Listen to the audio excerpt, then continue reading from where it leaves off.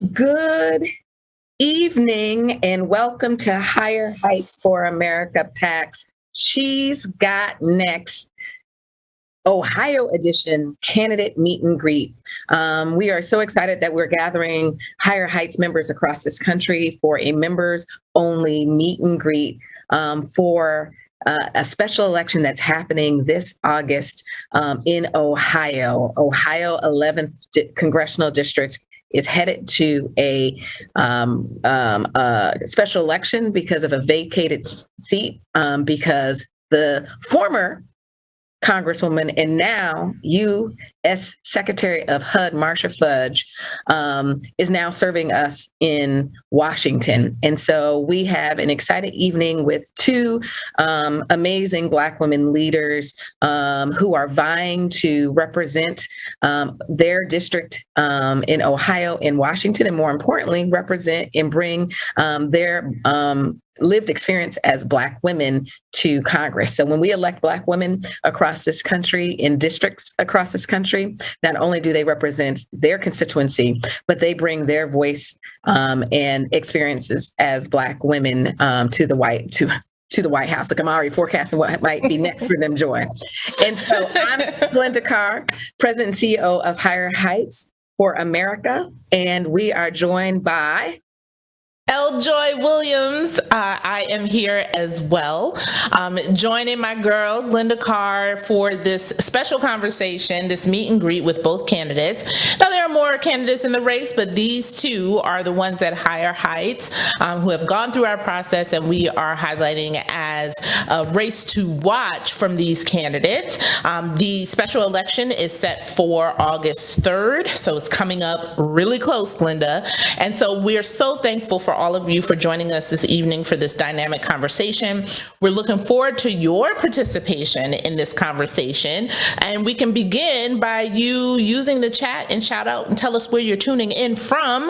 And particularly, Glynda, I want to know if people who are actually listening, who are actually watching, are they voters in that district in Ohio? I want to see where people are from. Could be from all over the country, but I definitely want to see those folks who will actually have to go out and vote on August 3rd. All right, someone from my home state, Connecticut. Hey. And this is actually although we are always calling these meet and greets, our members are in what we call the in-Zoom audience. And so it is an opportunity for you through the chat to interact with our candidates tonight. But we are also live streaming this across platforms, Facebook, Twitter, YouTube at Higher Height PAC on Twitter. I'm about to confuse y'all. And Higher Heights PAC across all other platforms. So you're going to go over to social media and you're going to share this with your network so that they can hear about these dynamic Black women running to serve us in Washington. And it's are active on social media, add your voice, use the hashtag She's Got Next. Because Joy, we have seen Higher Heights was founded in 2011, and we've been on a 10-year journey. And so as everyone is celebrating the growing political power of Black women, we've always known about Black women's political power and influence. But we've seen each year a record number of Black women running, winning, and leading. We have a record number of Black women serving in Congress right now. But this current Congress also shows the work that still needs to be done because there's zero Black women. Zero Black women in the Senate, zero Black women on the Supreme Court, zero Black women governors, zero Black women presidents. We got a vice president, but we ain't got no president. And so we're thinking about this conversation, as you mentioned, over the last 10 years is, we have been building up to this point as an organization so that we have more dynamic Black women who are on the ballot. We know our power as voters, but also we want to see our faces, our melanin represented in leadership because we have the ability to do so. So I'm really excited about it. Yep, and it's still as we celebrate the gains, we still are recognizing that challenges for Black women to run for office, from, continuing to raise the money. These races, and you'll hear these candidates tonight talk about, these are some expensive races, y'all. And so it is more important than ever that members like Higher Heights organizes our network to support candidates that inspire you with your time, your financial resources, and your treasure, all the treasures. And that could be volunteering virtually. It was backwards, I know. Virtually, $3 matter. Like, let's not underestimate if you only have $2 or $3, if you have $1,000, that, find a candidate that inspires you and help her get elected. Because when we see Black women run, and when they lead, not only do they center the issues that we care about as Black women, but they also literally bring and move this country to higher heights. And Glynda, we are not new to Ohio as an organization. Remember, the organization is growing and expanding, and I love it right now. But I remember crisscrossing that. What was there? There were a year that we went from New York to Ohio to Georgia, and I know me personally, I flew between Ohio and Georgia for like 3 months, helping to support candidates. So, Higher Heights is all across the country, because Black women are all across the country, and helping to develop and make sure that we have that type of representation on the ballot and in elected leadership. And, we have friends in Ohio who we've organized with for many years. And so it is not us swooping in a place that we've never been before. Yeah, and this is a historic seat, right? We are seeing a generational legacy that's coming out of Ohio, right? Stephanie Tubbs was first Black woman to serve in Congress from Ohio, to Marcia Fudge, to, I'm gonna call it, at the end of the day, there will be a Black woman who will represent the 11th Congressional District. Yep. And so tonight, we, as I mentioned, we made this a race to watch because there are two amazing Black women who are front runners in this race that we wanted to, engage and have our members be in community with. And so this meet and greet will be two distinct girlfriend-like conversations with the two candidates, and it will be equal time. Each one of them, and let's Joy and I go over right now. Each one of them will have the same amount of time to have a girlfriend conversation with Joy and myself, but everybody that has gathered here, all of our members. And in addition to that, we'll be asking the same questions in the spirit of questions. If you would like to drop a question into the chat, please do, and we will try our best to incorporate your questions into our conversation this evening. Yeah, I'm really looking forward to this conversation. And I know we have a few minutes, like 60 seconds left before we get to the reason you all came here this evening. And as Glynda mentioned, if you have a question, feel free, our members, to drop it in the chat, and we will make sure to include that. I would say also, to add to that, Glynda, if you are voting in this district, tell me so. Tell us so in the chat when you ask this question, so that we can ensure that we bring that into the conversation as well. So Glynda, our members are used to these conversations, used to participating in a number of ways, and I'm just going to drop another breadcrumb here, that if you are not a member, maybe you're watching on Twitter or Facebook or something else, if you are not yet a member of Higher Heights, you can do so today, and you can join in and be part of this movement to elevate and elect Black women all across the country at all levels of government. So, Glynda. I know, as you were saying that, I was just sharing this with my network. There you go. So we are excited to. Yep. And I'm going to just go ahead and introduce our first candidate, if you are ready. It is, we're flip-flopping, just that, Yes. Oh, okay. I'll be quiet, y'all. Oh, all right. We're getting notes as we do. We got this. We got this.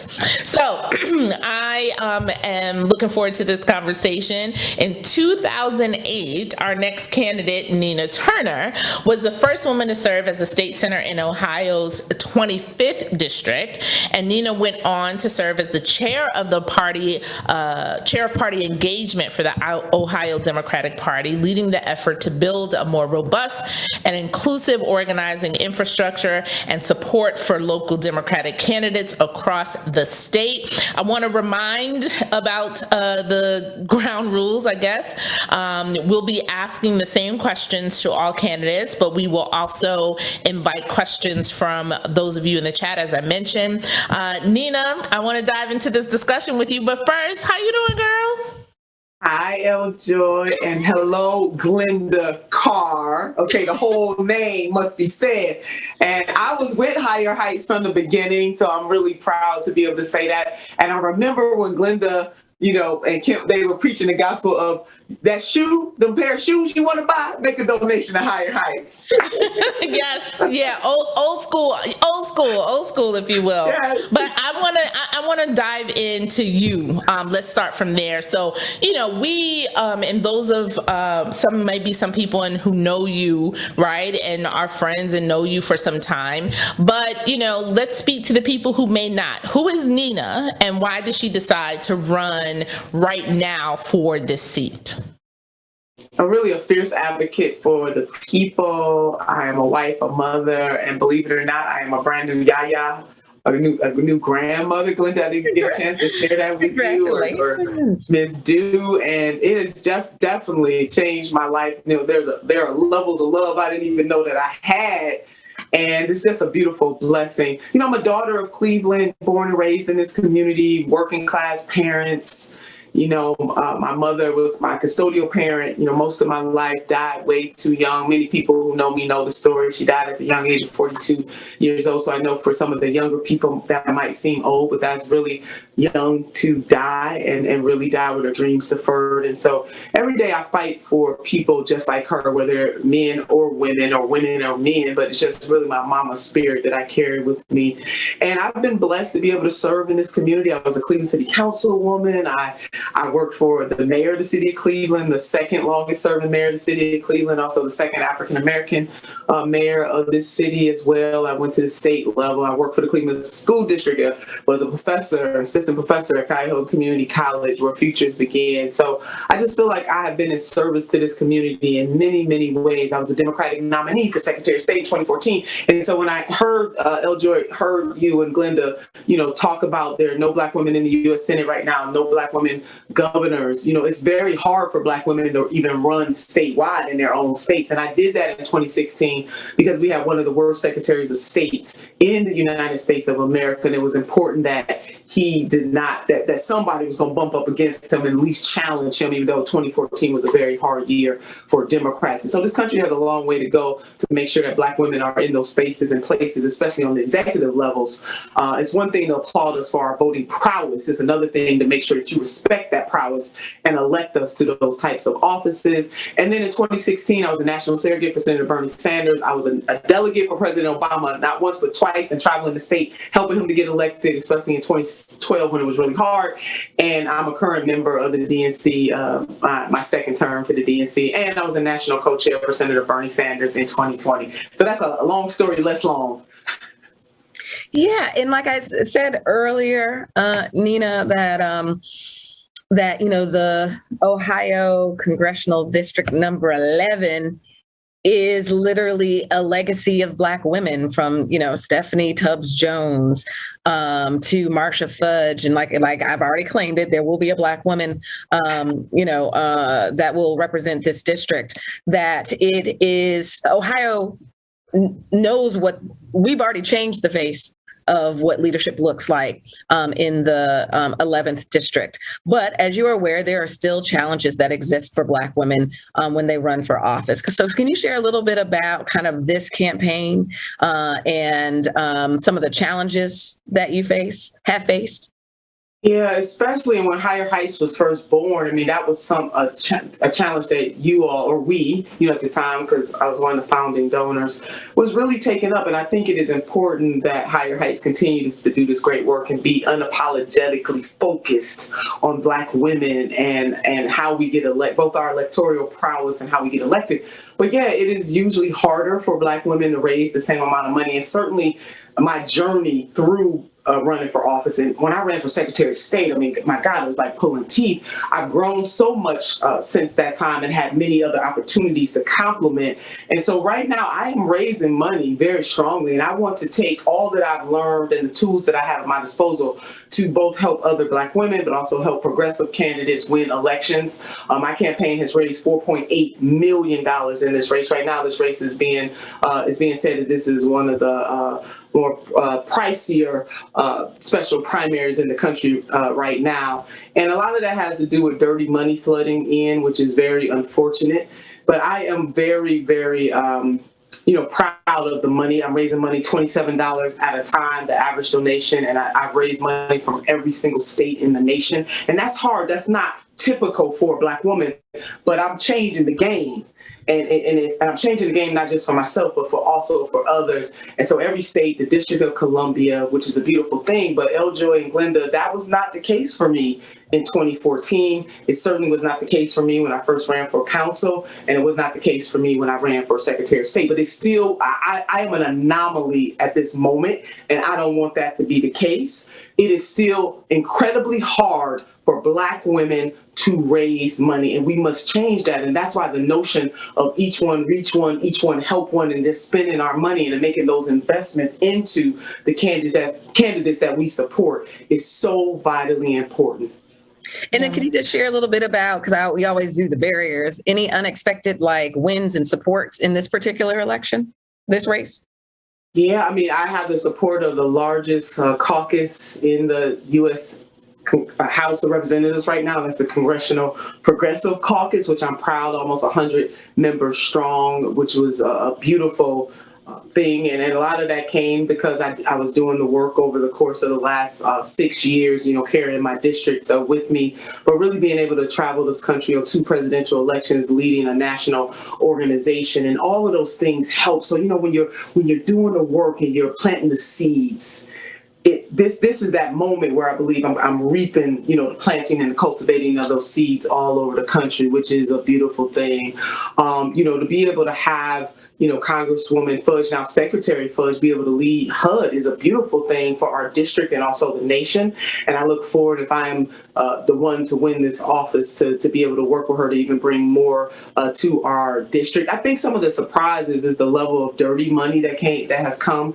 And this one group in particular really targets progressives and also progressives of color. They did the same thing to Jamal Bowman, Congresswoman Ilhan Omar, and that kind of thing. Just the not so much that people want to support, because people have a right to support what they want, but the level of dirty money that is in politics. And so we really do have to do something about campaign finance reform. And I tried to mirror through most of my donations to make sure that people know the grassroots power does exist. I would say another surprise is just really the outpouring of on the positive side, because I want to say that there are positive things happening for me in this race. It's really the outpouring of just grassroots people all over this country. 85% of the donations that I've gotten from Ohio, though, has come from the district, and that was a surprise for me. We've raised money in every zip code, and then expanding that, because it takes teamwork to make the dream work, that I have received donations from all over this country, $27 at a time, including the District of Columbia. So really proud of that. So, Nina, I want to also talk about sort of what issues you are putting at the forefront of your campaign? Because our research and conversation with Black women find that we want elected leaders that have a vision and a strategy to build economically thriving and educated, healthy communities, safe communities, obviously. And so can you share your top issue priorities and what your approach is to achieving those if elected? Definitely, Joy. So much. When people talk about, this pandemic wasn't the first crisis. We had crises before the pandemic, and we still got crises now. So it's not just about, leading in one narrow point of time. The Great Recession was a crisis. Black people lost 50% of their wealth during that Great Recession that has not been restored. Systemic problems require systemic solutions. We're looking at COVID, certainly where we are hospitalized at higher rates. We're dying at higher rates. The impact on the negative to the African American community, we continue to be the canary in the coal mine for all things that are negative. For me, it is about centering the poor, the working poor, the barely middle class, and helping to push the body politic in this country towards that. And doing that in a way, certainly, yes, to build coalition, but working with is not necessarily acquiescing to at all. And being a partner does not mean being a puppet. So for me, it is increasing the minimum wage to $15 an hour. 30 million people would get a raise from that. And I know that there are people, thank God, who make more than that in this country. But as we raise the people at the bottom, we know that people who are a little higher will be blessed as well. Medicare for all. Black people still suffer disproportionately on the medical side. And if we have a Medicare for all system, no copays, no premiums, no deductibles, not only will that disproportionately to the positive help the African American community, but it will help everybody by extension. And we want to make sure everybody's in that system so that nobody can be discriminated against. It certainly will not eradicate, racial biases and anti-Blackness, but it will get us a step further. Black women dying at higher rates during, maternal death rates, Black babies dying at higher rates. And so we need a system that answers to that, making sure that mental health is a part of that as well. And, making sure that we unionize. I mean, it's important that the PRO Act passes, and I hope that it passes before I get to Congress. The John Lewis Voting Rights Act. I know Higher Heights and Black women have been such a pivotal force in making sure that Black women are out there and they are voting. But we need the For the People Act to pass.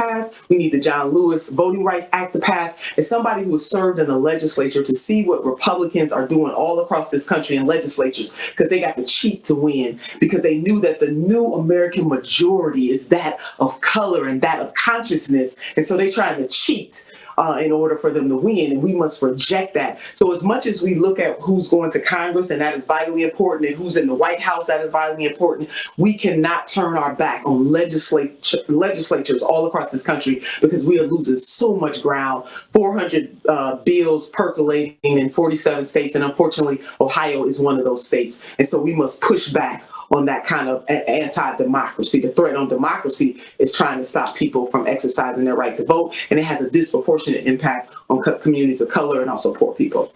Yeah, and then Senator, you used to say on the stump that, our hair is on fire, right? Yes. So we are certainly battling, multiple attacks, multiple pandemics, multiple crises, so you will be taking office, during an unprecedented time, right? We're trying to recover from COVID-19, rebuilding our economy, uniting one of the most politically toxic and racially divisive nation in our generation, and certainly trying to address racial inequality across all issues in an intersectional way, from criminal justice and education to policing. So what are some of the opportunities that you think exist to push innovation and the way you will, step into your first term in Congress? And then what do you think some of the biggest challenges and threats that exist? The division in this country, especially, when we saw what happened on January the 6th, and many of us are saying, wow, this happened on our watch in real time in our lives during our lifetime. We know that that we really do need to deal with racism and bigotry in all of its forms, whether it's anti-Semitism, anti-Blackness, Islamophobia, phobias against our gay, lesbian, transgender, Q plus family and friends, sisters and brothers. We have to deal with all of those isms, and the country must come to grips with those things. We got to be able to talk about the good, the bad, and the ugly, and not be afraid. And this pushback in this country to have a revisionist history about the truth. It is okay to tell the truth and then say that we want to do better, because what is the reality today does not have to be the reality tomorrow. So we got to deal with caste and class together, and we must be willing to tell the truth about the inequities in the system. This is systemic. So systemic problems require systemic solutions. Again, we have to do that, and the federal government has the biggest cachet to be able to really turn things around. In the 11th Congressional District, by way of example, Cleveland is the poorest city of its size in the United States of America, and in greater Akron, Akron area, 23% of people live in poverty. Now, we have some prosperity here too, but we have to measure our possibilities and our promise and where we go from here. Remember, Reverend Dr. Martin Luther King Jr. asked that question, where we go from here, based on how we are lifting and changing the material conditions of those who have the least in this country. So increasing the minimum wage, Medicare for all, canceling student debt. Can I just throw that out there? Higher Heights family. That is both a class and a caste issue. You're talking about a racial justice issue, because Black women hold the largest amount of student debt in the country. The president can sign an executive order today and get rid of that student debt. So that is one thing that will have a direct, immediate impact on Black women that can be done right now in real time. So the opportunities are boundless. We just have to have the political will to make these things happen. Deal with state violence, also deal with the gun violence that is happening in Black and brown communities disproportionately, babies being shot, people not being able to walk down the street. We must deal with those things as a community, but also deal with those things as a nation and provide the resources. You must have vision to provide provision for the people. And I'm looking forward to being able to work to make those things happen. Now, I didn't see any more questions, Glynda, from the chat, but we have a few more minutes. And so I wanted to ask, which we should ask all of our candidates, or we actually do ask all of our candidates, is what are your personal sustainability, or as Glynda talks about, your self-care, right, during this period? What brings you joy? And I know you mentioned you're a new yaya, so maybe it's that. But talk to us about how you are infusing joy in this process as well. Well, Joy, that question coming from you, giving your name, is a beautiful thing. And yes, Glynda talks about that all the time. One of the disciples of self-care. And I would encourage Black women to do more of that, because we've been socialized that we should go second. We got to go first, as we learn on the plane. Put the mask on yourself, the oxygen mask on yourself before you can do it for others. For me, it is definitely prayer. I'm a church girl. My mother was a minister, so my siblings and I had to go to church 8 days a week. And it is the real, not religion for the sake of bludgeoning people, but that whole spirituality. I meditate. I love to hula hoop with a weighted hula hoop. Hello, somebody. Definitely my grandson, and I have a new granddaughter now that was born on May 25th. My son, though family just really grounds me, and it reminds me that there is so much more to do, because I want both my son and my new grandchildren to inherit. I want them to know that being a mother and being a grandmother, that I am working to help make this world a better place, not just for them, but for other people's children and other people's grandchildren. So I love the hula hoop. I love the box. I envision many people on that boxing bag. Let me say that. Hello, somebody. And I think it is important that we do the spiritual thing as well as the physical thing. I love to meditate, and it really has gotten rough here. It's really hard, because I think we talk a lot about racism, but colorism is a real thing in this country as well, and I see a lot of that happening in this race right now. Going back to some the question I believe that Glynda asked earlier: what are some of the surprises and what are the things that we that I found myself facing over campaigns, but especially in this one, I am really shocked by that. But meditation, reading scripture, spending time with my grandchildren, and making sure that I get some physical activity in is so vitally important to making sure that we are whole. We got to keep ourselves whole. Before we can help anybody else, we got to keep ourselves whole. Yeah, so I think in the Zoom audience, I saw someone put their hands up. Actually, drop your question in the chat. And so we have a couple of questions, Joy. Be rapid fire. Okay. where I'm like, oh, they're dropping in real quick. Where did she go when she was in Congress before? Was it? But so She wasn't. A little story. She wasn't. So tell your quick story again for a recap. Was not in Congress, but I served in the state Senate, so that might be what they were referring to. And then I had the opportunity to be the chair of party engagement for the Ohio Democratic Party. So as soon as I left the Senate office, I went to ODP, Ohio Democratic Party, and served side by side with former Chairman David Pepper, and I was the chair of party engagement. And from there, I continued to teach at Cuyahoga Community College, the largest community college in Ohio. And then I was a national surrogate for Senator Bernie Sanders in 2016. In 2017, I helped to lead a national organization. And in 2019, 2020, when the senator said he was running again, he asked me to be one of the national co-chairs of his campaign, and I did just that. So always, lived in Ohio, was serving nationally, if you will, and had a chance to touch down on every single state in our great country, with the exception of two. Yeah.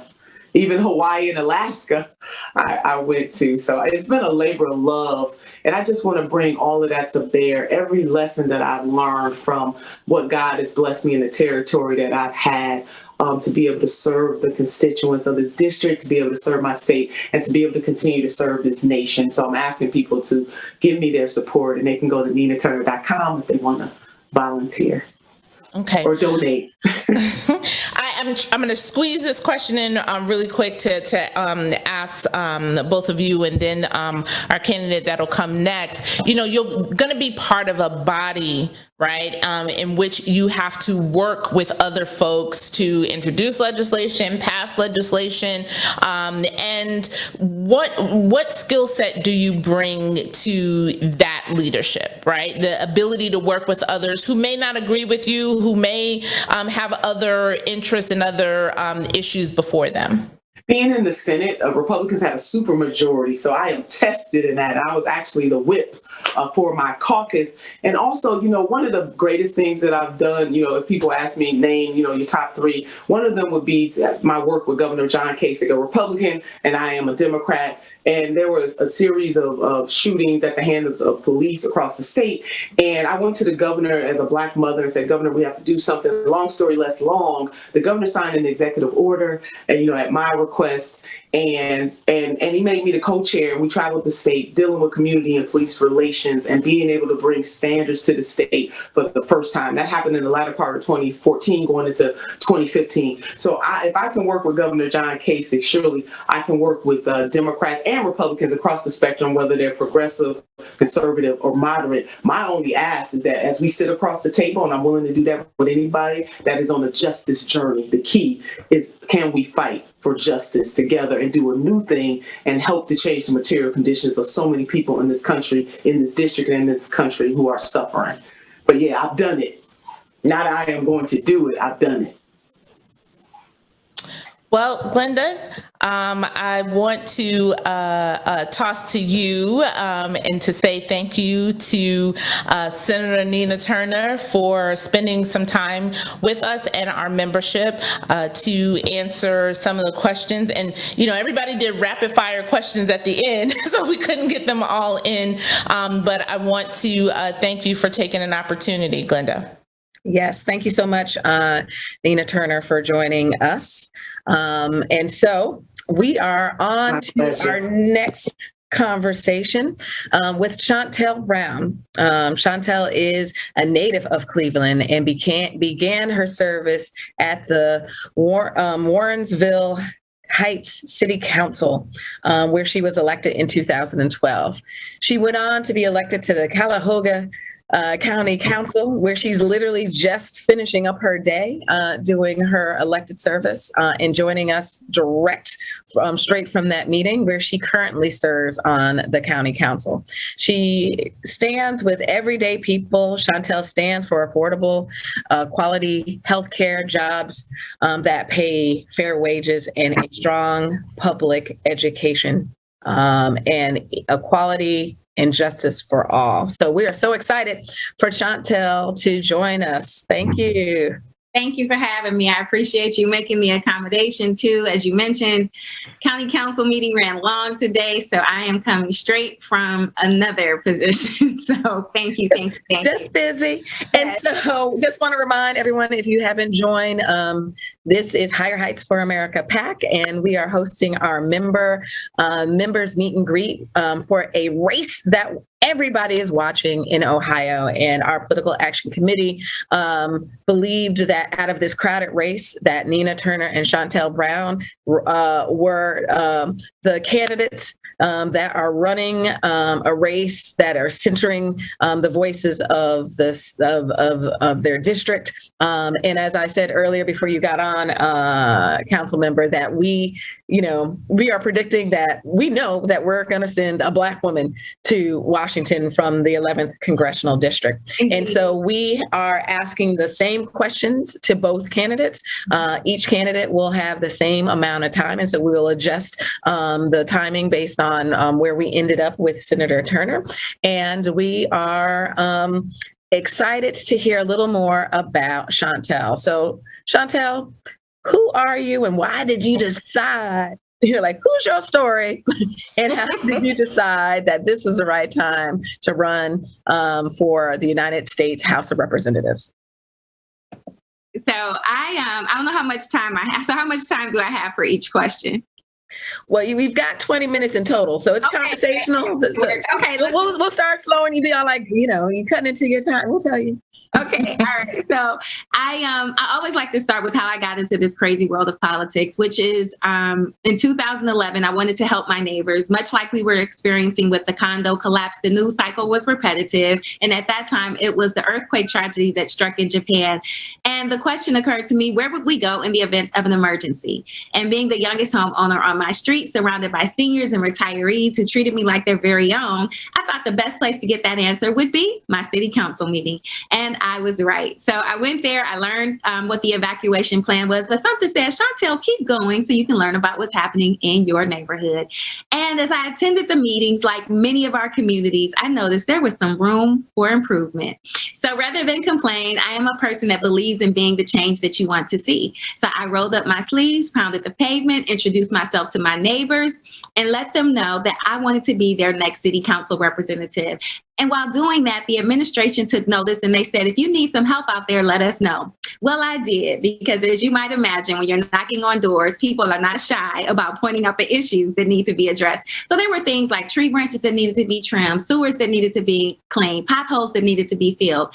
And I was able to get that stuff done, and I wasn't even elected. So I'm feeling pretty good about myself, ladies. So fast forward, election day comes, the polls close, and I was down by 6 votes. Not down, but not out, disappointed, but not devastated. Besides, I'm getting the work done, and I trust God's infinite wisdom. So in my mind, I'm thinking this must not be for me. But little did I know, there were 23 provisional ballots in my race. And 11 days later, I learned that I had won that race by 7 votes. Now, 7 for a child of faith represents perfection, completion, and God. So I always credit this journey that I'm doing for public service to his divine intervention, grace, mercy, and favor. And that has truly been the moral compass, the guiding force, and the foundation in this work that I do. So I've never lost sight of that. I've always been in it for the people. 2014, I described it as a promotion. I went from representing 1,500 people to 110,000 plus. Now, that's the position that I currently hold, and I represent some of the most impoverished to some of the most affluent. My district goes from the inner city to the outer ring suburbs. So when you're talking about somebody who is ready to represent some of the most diverse people on day one, I've been doing the work. As a county council representative, I'm proud to say I led the legislation to declare racism as a public health crisis. And it wasn't a result of the tragic killing of George Floyd nor the pandemic. That work for me began in 2016 as I was focused on the infant mortality crisis. Why is it that we have third world infant mortality rates and Black women are 3 to 5 times more likely than our Caucasian counterparts to have issues during pregnancy or during the maternal carrying of the baby, right? Our babies are unable to live beyond their first birthday, 3 to 5 times more likely again than our Caucasian counterparts.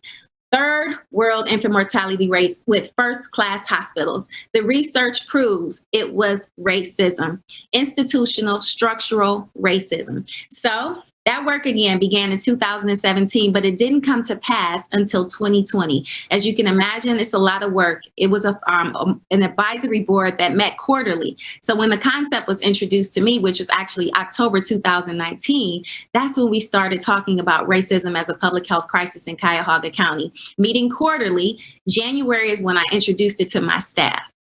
And so that was right before the pandemic struck. Our next meeting would have been in March. We started to craft the legislation so that it would be more than just a symbolic gesture, but something that really had meat to it so we could start taking steps towards eradicating racism. It included a community component and also statistical data in the areas of transportation, education, criminal justice reform, safe places to work, eat, and play, all of those things, so that we could be assured we could get the supportive services and, most importantly, the funding to reverse those issues. So why Congress? Why now? So I'm glad you asked. So I've been doing. Oh, she moderated her own. Shontel, you're not even letting us ask no questions. You just deciding you gonna moderate your own 22 minutes. What I thought we was gonna. So I'll short answer. So, why Congress right now? I've been doing great work on the local level, and I want to make sure that I can continue to help those who have been hit hardest by the pandemic. So that's the simple answer. Glynda, she decided that she did not need anybody. She said, I don't need nobody to ask me questions. I could ask, answer, and go on about that. Okay, Shontel. But we do have questions. Okay. So moving on there. So you've been on the campaign trail for some time at this point, and similar, we want to ask similar questions going through this process. What have been some of the challenges and barriers that you have faced thus far? Because we like that to get that information as more Black women run across the country. But, we also want to hear some unexpected support or wins you've also encountered on the campaign. Oh my goodness. So some of the unexpected support, we have recently opened a Myers in one of our more Caucasian communities. And I just wanted to kind of go check out the store. And this young guy approached me out of nowhere. He's like, Shontel Brown? And I'm like, yeah. He said, I want you to win. It was really, and I see someone said it's hard to hear, so I hope this is better. But that type of support, when I'm just walking down the street and people recognize me from the commercials and they give me the thumbs up, or when we're driving on the freeway and someone is blowing their horn or trying to flag us down and ask for a yard sign. And again, it's not people that I would typically expect. They sometimes don't look like us, and I'm just humbled by that. The challenges, though, are from when those same individuals kind of, remind us of the racism that exists, and I've had to deal with that my entire life as a Black woman, and so politics is no different. When I made history in 2017, I became the first Black woman the first Black person, but the first woman in general, and the first Black person, male or female, to lead the Cuyahoga County Democratic Party. It's the largest county party of the 88 in our state. We are not the most populous, but we delivered the most votes from the precinct to the presidency. But I've had people within the party where I've demonstrated myself as a person who has been open and transparent and accountable, really show me sides of them that I didn't expect. And this is a volunteer position, ladies. Let me be clear. I don't get paid to do that work. It is hard work. It is time consuming. And it is very demanding. And I do it as a labor of love in all sincerity, because I know that it helps empower people and help them understand their political capital.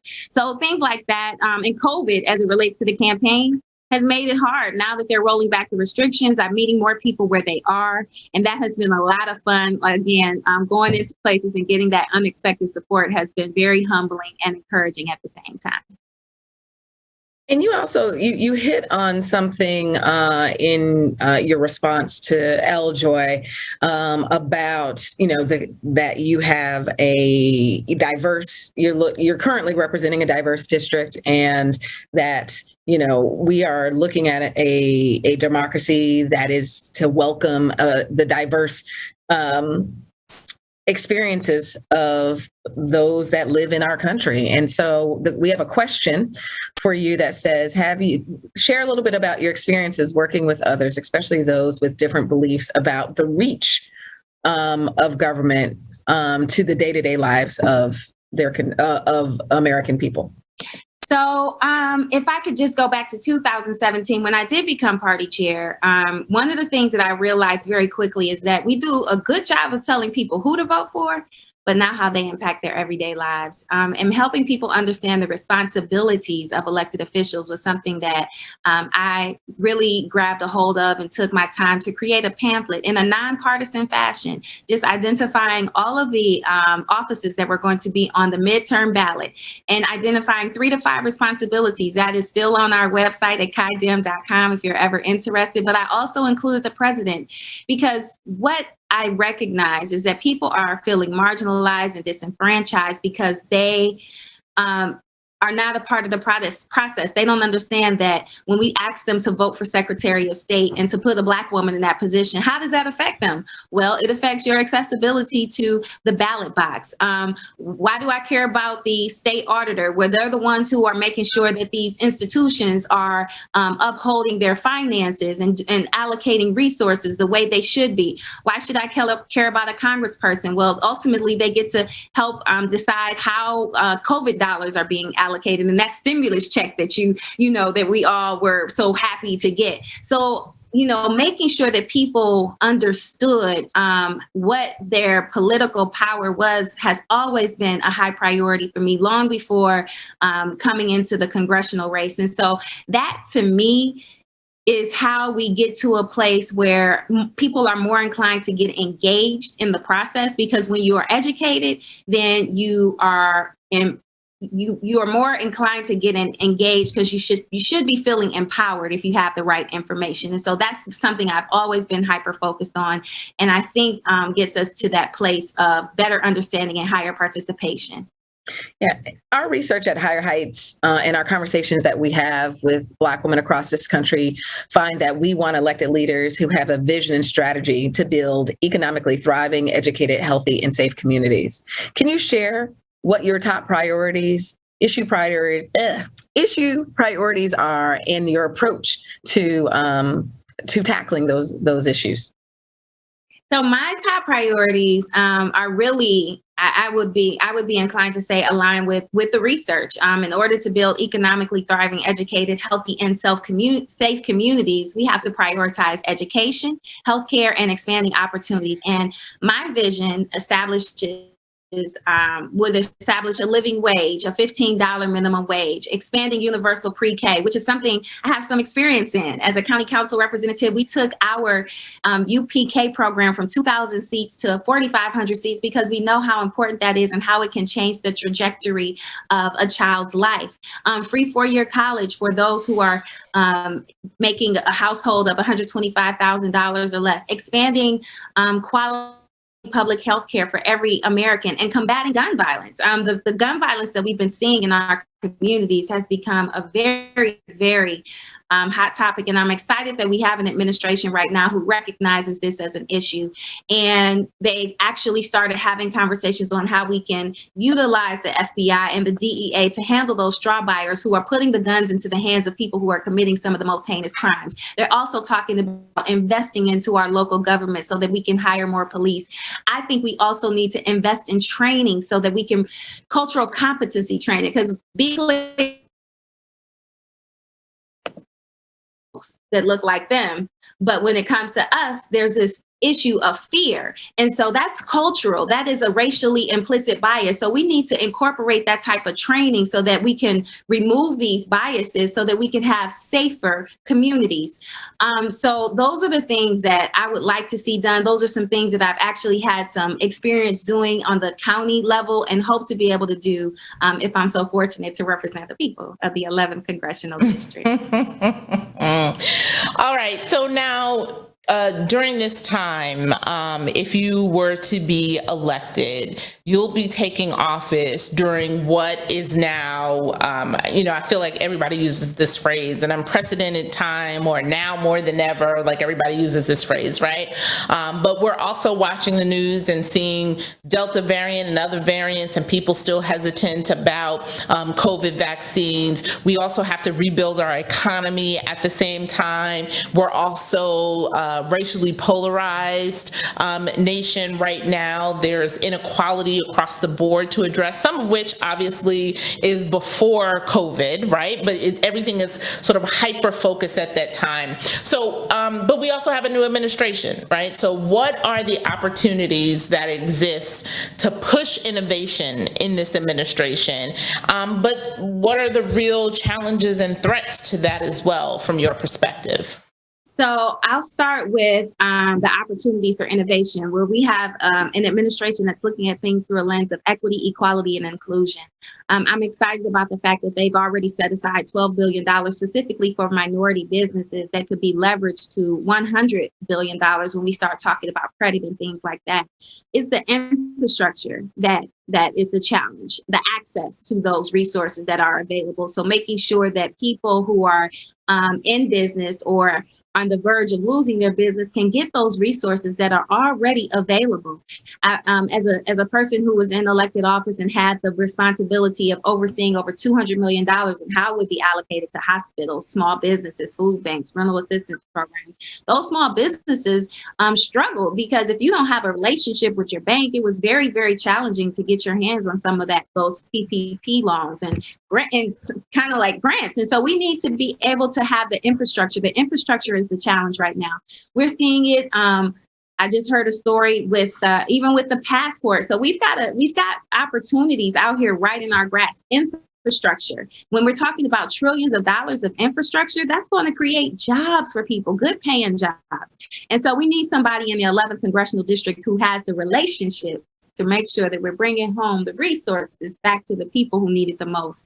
And I come in this race with a tremendous amount of support, not only at the national level, but on the local level. So a lot of people are counting on me to bring home the bacon so that we can pour those resources back into our community, strengthen our businesses, and recover from this pandemic. And that is ultimately the reason why I'm running. And then can you share a little bit, we have an increase in the number of Black women running for office and frankly, winning and then, continuing to lead as we've always done. But there are still challenges on that campaign trail and there's still barriers that Black women face. But there's also opportunities and unexpected support that comes from unexpected places. Can you share a little bit about this journey and some of the challenges that you've faced and what were some of the unexpected support and wins you've encountered during this time? So again, the challenge is one of the biggest challenges I've had in this race that I did not mention before is the fundraising. It's hard. It's hard to raise the money to be able to compete, especially when you have another candidate in the race that has had the benefit of being on the national stage for the last 4.5 years. Have a much support to draw. I'm coming from a disadvantage, but what I don't have to match that candidate dollar for dollar. I have the people with me here. So I've been doing the work for the last 9 consecutive years, working to earn that support of over 100 local elected officials. And that's the win. That's the win. Those are the wins for me. When I can get the support of a CBC, when I can get the support of a Congressman Clyburn and Congresswoman Joyce Beatty, who knows what it takes. And not only that, I'm building on a foundation where Secretary Fudge identified me to participate in the Congressional Black Institute in 2018. So clearly she saw something in me. And in that institute, it's a 7-day program where you learn about what it takes to be a congressional member and what it takes to run a campaign. So I am grateful for those opportunities and have certainly used them to get to a place that I, again, would like to call victory at the end of this race. So those are the things that, make this campaign very exciting, challenging, but all very much worthwhile. Well, I know a little bit of something about that CBC camp. I think we were part of that original cohort is like advanced to something else now. But yeah, I'm going to ask a different question because headed during this campaign cycle, I know for a fact that campaigns are brutal. Myself not being a candidate, but I do know even as a staffer, it's brutal. And sometimes as staff to staff, we have conversations on how you can infuse self-care and joy into the process as well. And anytime you have something to deal with human beings, you got to input a little bit of joy in there somewhere. So what are your personal sustainability, or as Glynda says, self-care practices, and what brings you joy during this process?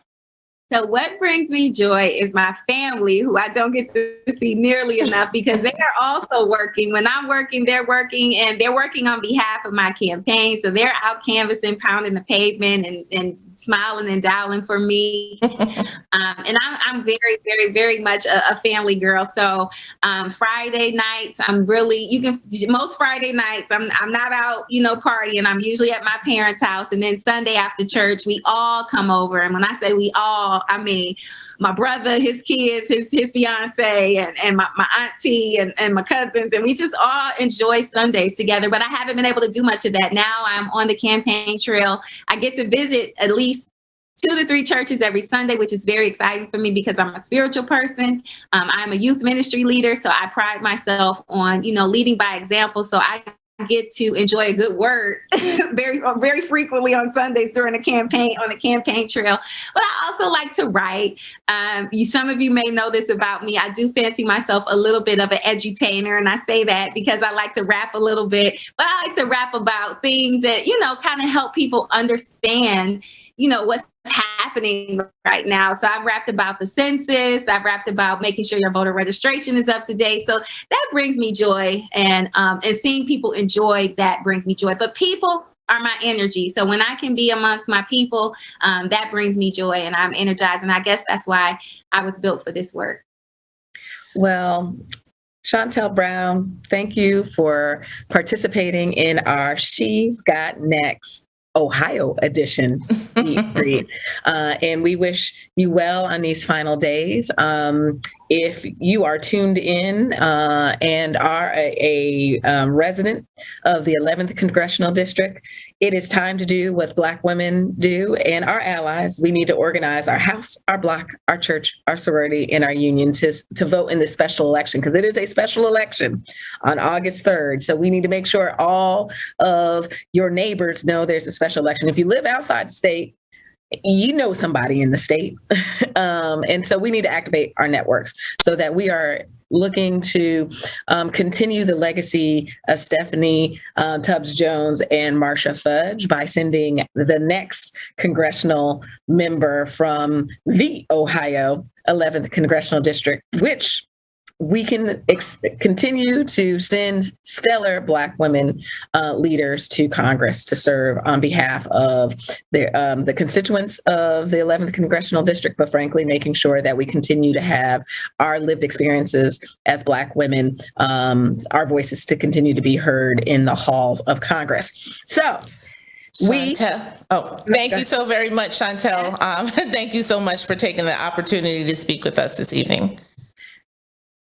Thank you for having me. Thank you, Higher Heights. This has truly been a lot of fun. And I hope I have an invitation to come back after all is said and done. Let the record reflect. I've been elected and reelected to every position that I've held. I've never lost a race, so I don't plan on starting now. So early voting started July 7th. You can vote now if you live in the 11th Congressional District. Don't wait till August 3rd. Cast your ballot for Shontel Brown tomorrow at your local Board of Elections. Thank you, ladies. Thank you. And so this is just a summer packed of activities for Higher Heights for America members.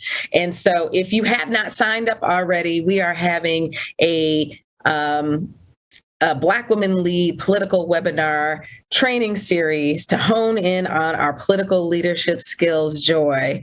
And it starts next week on July 29th at 7 p.m. Eastern with our resident Chief Clarity Coach. And if you've not taken any of Rebecca Thompson's classes and trainings with Higher Heights or with her training institute, you don't want to miss the ability to talk about how we're going to use 2020 vision It's time to get clear, ladies. And this is open to Higher Heights members. So y'all are all members. If you're in the Zoom, Higher Heights Zoom audience, or if you're watching us on Livestream, if you go to higherheightsforamerica.org, you will be able to not only become a member, but at the same time, sign up for this one first in a series of trainings that we will have through the summer and fall. So we hope you will join us next week for an amazing conversation about how we all can hone in on our clarity. We don't all have to run for office, but we certainly all have a role, Joy, right, to play in this democracy. Yeah. You don't have to be the candidate. You can help support the candidates. You can do all of that at the political home for Black women, which is Higher Heights for America. So you can visit higherheightsforamericapac.org. And you can also visit higherheightsforamerica.org to become a member. If you are not, if you're watching on Twitter or Facebook or anything like that, you want to be part of the cool kids, part of the, Joy Higher Heights. Well, thank you for spending the evening with us until we meet again. And we look forward to helping to move this country with you to higher heights.